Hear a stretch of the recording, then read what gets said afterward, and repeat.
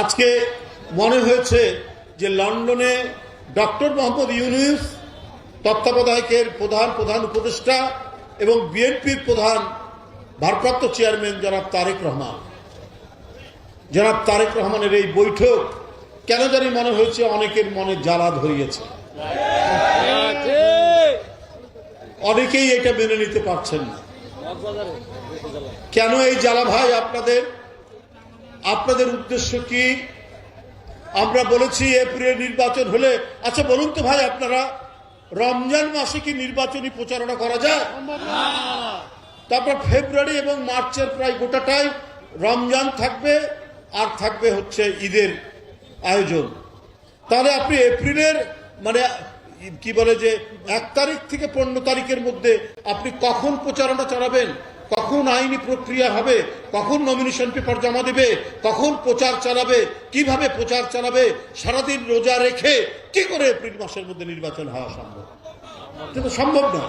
আমাদের এমন একটি সময়, যে সময়ের মধ্যে অন্য কোনো আপনার ধর্মীয় কোনো অনুষ্ঠান, ধর্মীয় কোনো পরব, রোজা, ঈদ থাকবে না। সেই সময়টাই তো উপযুক্ত সময় হওয়া উচিত।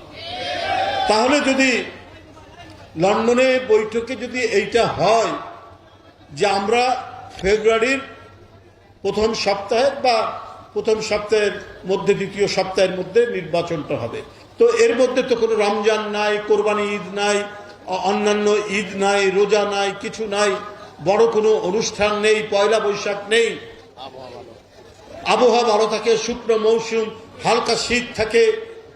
এই সময় বরাবরই আন্দোলন সংগ্রাম হয়, এই সময় নির্বাচন হয়।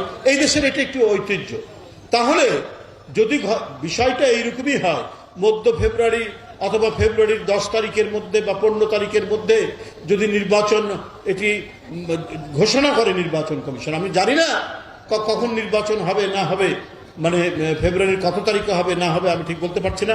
খবরের কাগজগুলোতে দেখছি যে মধ্য ফেব্রুয়ারির মধ্যে নির্বাচন যদি হয়, নির্বাচন কমিশন যদি এই তারিখ ঘোষণা করে, তাহলে এর চাইতে উপযুক্ত সময় কি এপ্রিল মাস?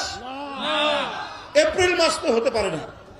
আপনার তখন বৈশাখ মাস শুরু হবে, ঝড় ঝঞ্ঝা, কাল বৈশাখী, আপনার প্রচন্ড তাণ্ডব চলবে, প্রচন্ড গরম, এর মধ্যে রমজান, এর মধ্যে ঈদ, এবং আপনার ঈদুল ফিতরের 10 দিন পরেই কোরবানি ঈদের আয়োজন হয়, হজ যাত্রীদের আয়োজন হয়, হজ করার জন্য একটা বিরাট প্রক্রিয়া শুরু হয়ে যায়, হজ মৌসুম শুরু হয়ে যায়।